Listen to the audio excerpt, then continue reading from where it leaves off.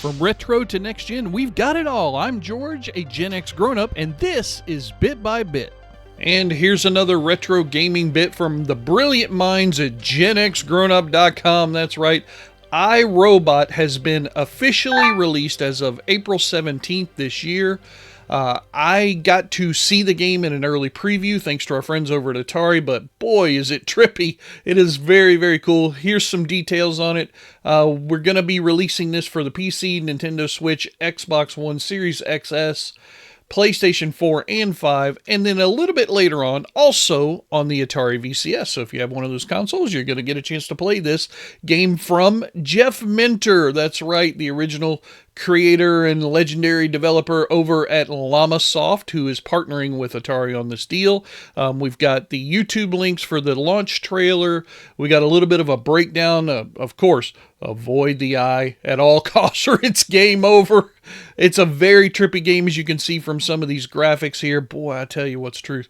Some of the stuff, man, it was just really wild. I only played it for about 5 minutes. However, John is going to be doing a live stream on launch day. I'll try to remember to link that up here in the corner just in case I get a chance to include that when this releases later on this week in Bit by Bit. But yeah, super cool game, super cool developer, very fun. Very happy. Our friends over at Atari, including Ethan Stearns over here, he has a nice little quote. With iRobot, Jeff Minter has once again taken a piece of Atari history and turned it inside out. Let me tell you, folks, he damn sure did. All right, here's a sad bit of tariff news once again. Looks like we're going to have some more problems with super cheap retro handhelds. This article, though, takes a little bit of an upbeat look at it. It says they might kill the prices on some of these things, but they won't kill what makes them popular, which is very true. Now, it goes off to start a little bit about how the main consoles and their pricing is going crazy right now, like the Switch 2 for $450. PS5 is going up in price, and some of its games are going to go between $70 and $100 at launch. I mean, boy, prices are just getting nuts, and this is before some of these tariffs are even in place. But what it points out in this article is how, while some industries and some big companies can carve themselves out from tariffs by reaching out to lobbyists and getting exemptions and things of that nature, these smaller companies are not going to be able to do that. So what this author is talking about doing is, just finding some of the better ones that are out there right now and going ahead and buying them now, because you're just going to save yourself money if you're going to want to buy them later on. And he goes on to highlight a few of them in here. Like here you see the Analog Pocket next to an old Game Boy, which is a very nice setup of emulation. It's got that green screen there. Really like that. Down here, he's got some more. The Miu Mini on the left, along with the Anbernic,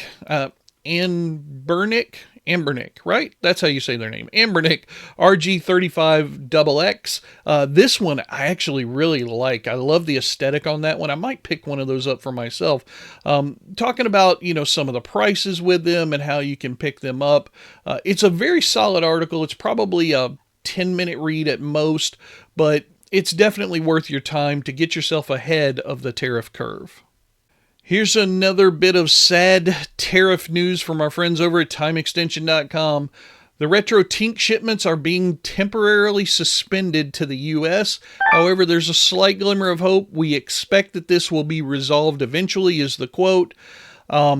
Eventually is a scary word for me here. We've got the post here on X Twitter, due to lack of guidance on tariffs being collected starting in May 2nd. They've decided to temporarily suspend U.S. shipments. You've got till April 23rd for the last day of non-expedited orders in order to still be able to get your device, and April 28th on expedited orders. So if you are interested in the RetroTINK, you need to get your orders in absolutely now. A couple of more quotes in the article.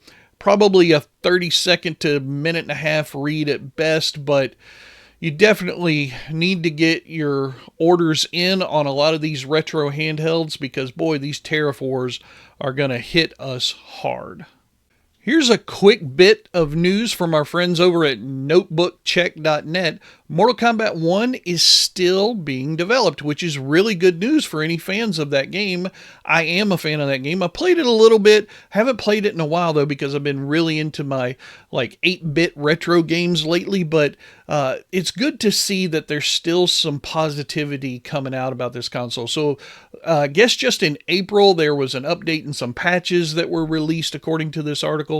I need to go and make sure I have those downloaded before I give it a play again. But also that NetherRealm, who is the subsidiary of, I believe it's Warner Games. Yeah, Warner Brothers Games.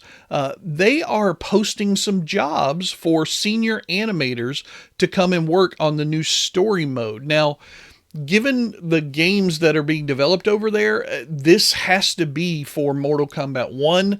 I agree with the article's author here that I don't think it would be for anything else. They did release, a slightly disappointing DLC called Chaos Reigns back in September last year.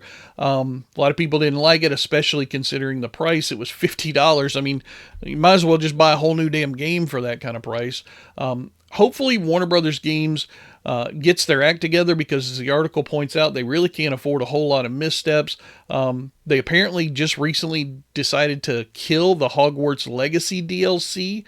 So just another pointer or indicator that this new job posting is going to be for the Mortal Kombat game as opposed to the Hogwarts game. But yeah, I hope that the game keeps getting developed. I hope this company finds a way through the madness that's been going on. Here's a fun, scary bit from our friends over at bloodydisgusting.com. There's a new retro action platformer called All Hell Unleashed that has been released over on itch.io.com from Steve McCall. This guy has done a whole bunch of slasher D-makes back in the day, as they call them here. This game is really fun. I saw the trailer, and the trailer link is down here in the bottom of the article. You should absolutely go take a look at it. There's some cool box art here in the style of the Nintendo Entertainment System. But what I like is how long this guy has put into this and what he said. So he started this a little over a year ago, January of 2024. He said, "This is my swan song to my free NES horror fan games. Began then, he couldn't figure out who to put in, so he just decided to throw them all in. And look at the list of the killers you'll face in this game: Jason, Michael, Freddy, Candyman, Ghostface, Leatherface, Chucky, Pennywise, Pinhand, and the Killer Clowns." Now, that's one that gets left out of a lot of these games, but that's pretty awesome.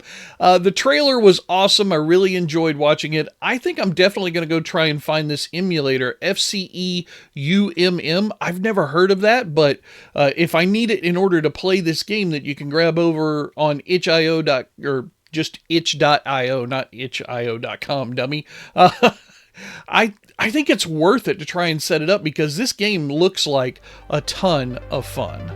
That's going to do it for the news making headlines in the gaming world right now. I am George, and if you want to see more, hit that subscribe button, and I'll keep on bringing you the news bit by bit.